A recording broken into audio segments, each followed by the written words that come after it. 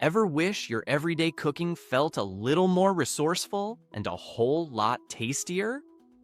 Today, we're unveiling 10 top-secret Amish food hacks that have stood the test of time. No fancy gadgets or electricity needed.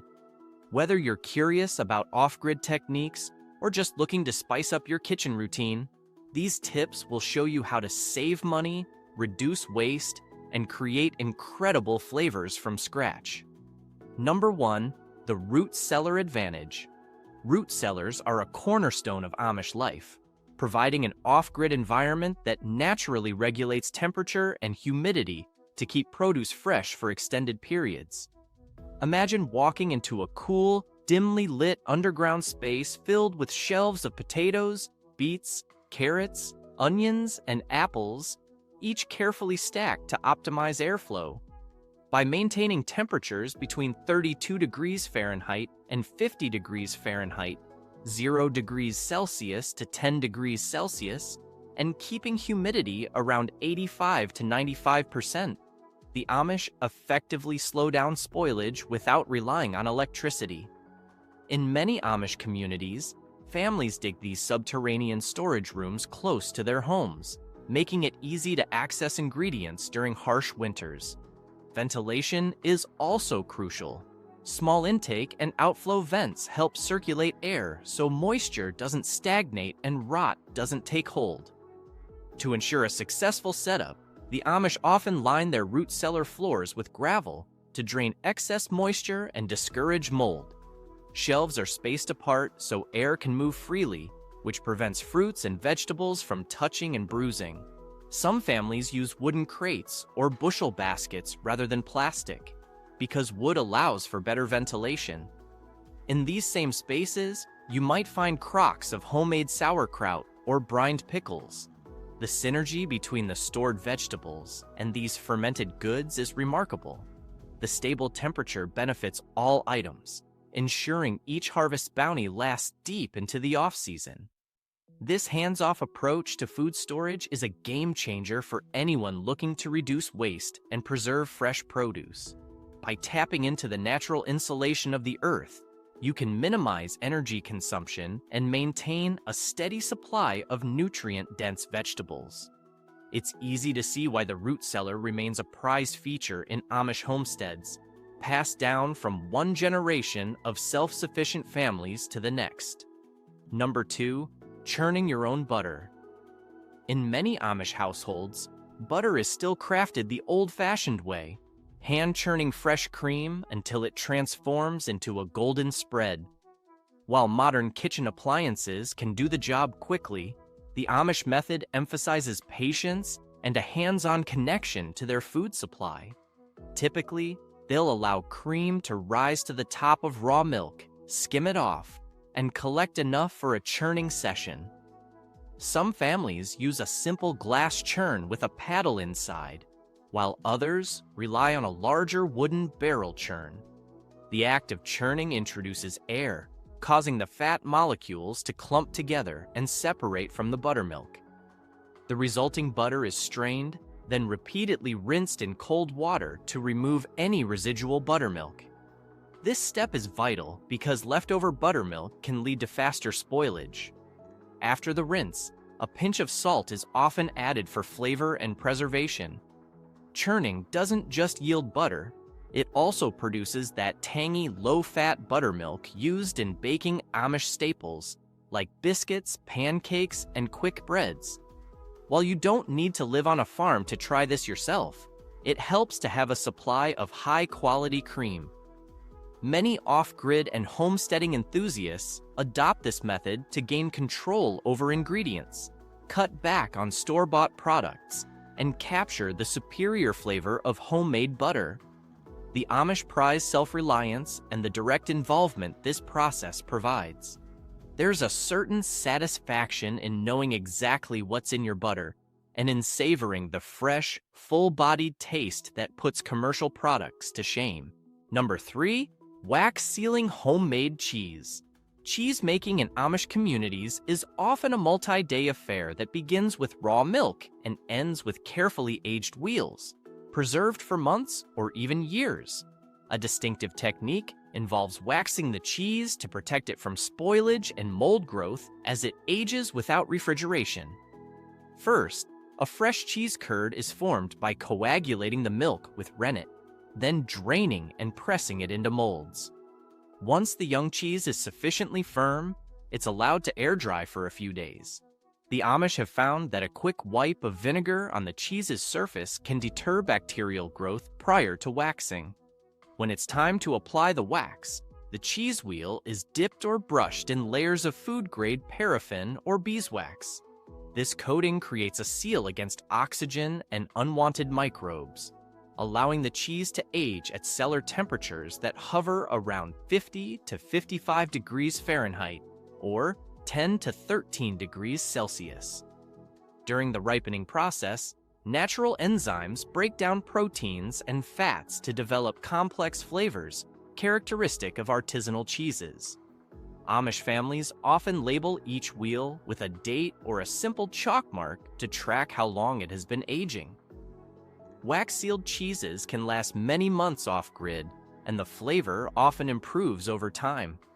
If you want to replicate this at home, be mindful of sanitation, thoroughly clean work surfaces, and use thermometers to ensure your cheese rests in an optimal aging environment.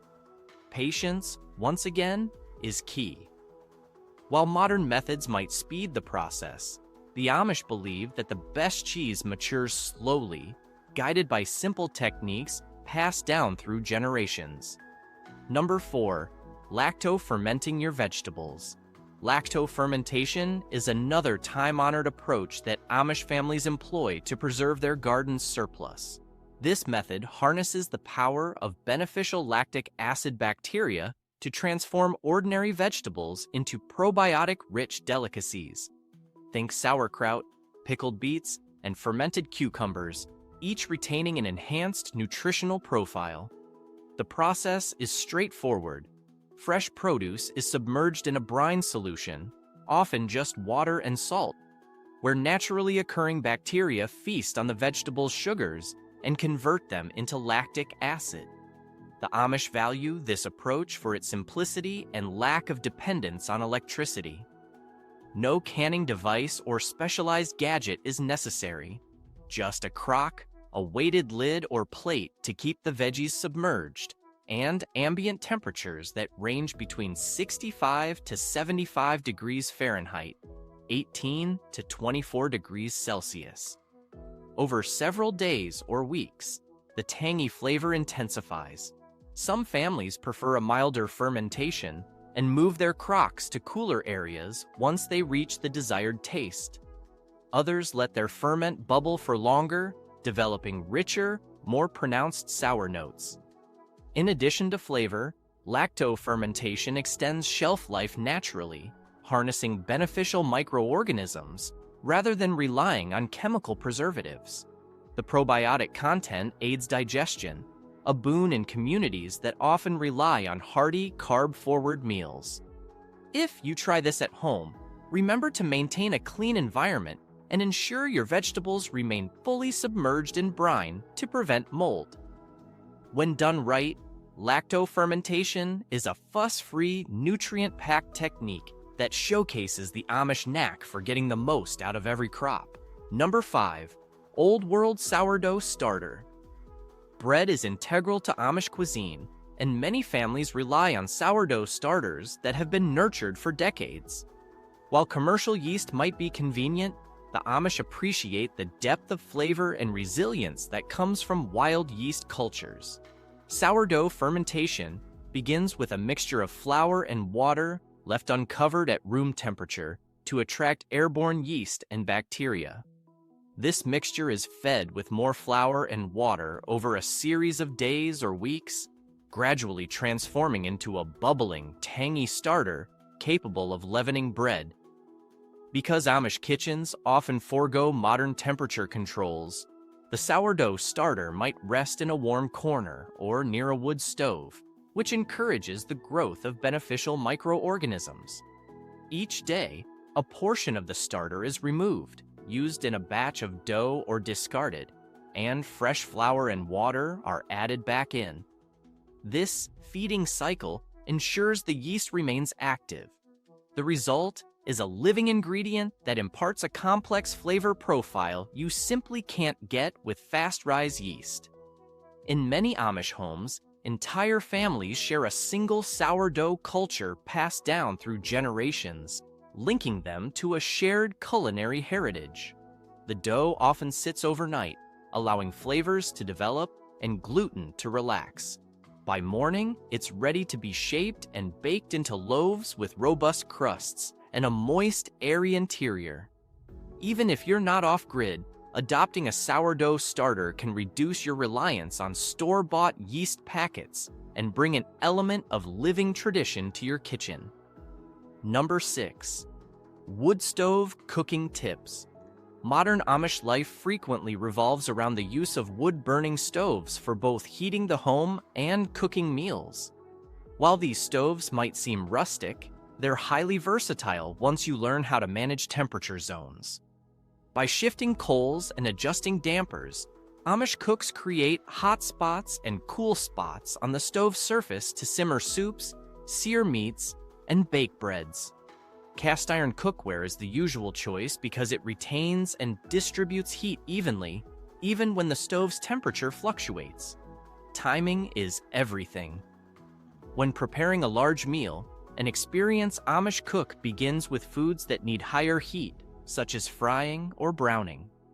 As the fire dies down slightly, dishes that require lower, slower cooking come into play, like baking pies or roasting vegetables.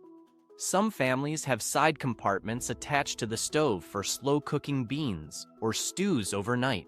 Because wood can burn unpredictably, it's crucial to learn how different types, oak, maple, hickory, affect the stove's heat output. Softwoods like pine ignite quickly but don't offer sustained heat, whereas harder woods provide a steady, longer-lasting fire. A well-seasoned cook can gauge the stove's temperature simply by feeling the radiant heat near the cooking surface, although thermometers can be used for more precise control. The payoff is flavorful, old-fashioned cooking that's deeply rooted in the Amish practice of making do with natural, readily available resources. Mastering the wood stove is an art form, but once you do, you'll understand why this tried-and-true method remains beloved across Amish communities. Number 7. Meat preservation with smokehouses. For centuries, the Amish have relied on smokehouses to preserve meat, a method that predates refrigeration by generations. Typically constructed as small wooden sheds, these smokehouses are vented to allow a steady stream of wood smoke to circulate around hanging cuts of beef, pork, or poultry. The smoldering wood, often hickory or apple wood, imparts a rich, savory flavor while acting as a natural preservative by coating the meat in antimicrobial compounds. Amish families often combine salting or brining with smoking to extend the shelf life even further. After the meat is cured, sometimes for several days in a salty brine, it's hung in the smokehouse and exposed to low heat for hours or even days. The gentle smoking process draws out moisture and increases the concentration of preservative compounds. A well-smoked ham, bacon slab, or turkey can be stored for weeks without spoilage. Certain Amish communities have fine-tuned their smoking schedules based on local climate. In cooler regions, they may smoke meat longer, while those in warmer climates might rely more heavily on salting. Smokehouses often become a communal space in some areas. Neighbors collaborate on preparing large amounts of meat after harvest time. It's a testament to the resourcefulness that characterizes Amish off-grid living. The flavor can't be replicated by artificial means. These cuts have a distinctive, deep taste that underscores the wisdom of merging time-honored techniques with a careful eye for quality. Number 8. Render your own lard or tallow. In Amish cuisine, nothing goes to waste. An ethos that includes turning pork fat into lard and beef fat into tallow. These rendered fats are prized for cooking and baking, offering a higher smoke point than butter and a richer taste than many vegetable oils. The process begins by carefully trimming excess fat from the animal, then slowly heating it in a large pot or kettle. Patience is essential. Too high a temperature can scorch the fat, while a gradual melt yields a cleaner, more neutral flavor. As the fat liquefies, the remaining solids, cracklings, float to the top. These can be strained off and used as a crunchy topping for salads or side dishes. Another example of the Amish nose-to-tail philosophy. The liquid fat is then filtered through cheesecloth and poured into sterilized jars or crocks. Once cooled, it solidifies into a pure white substance that can stay shelf-stable for months if kept in a cool area. Lard and tallow find their way into Amish pie crusts, fried chicken, biscuits, and more.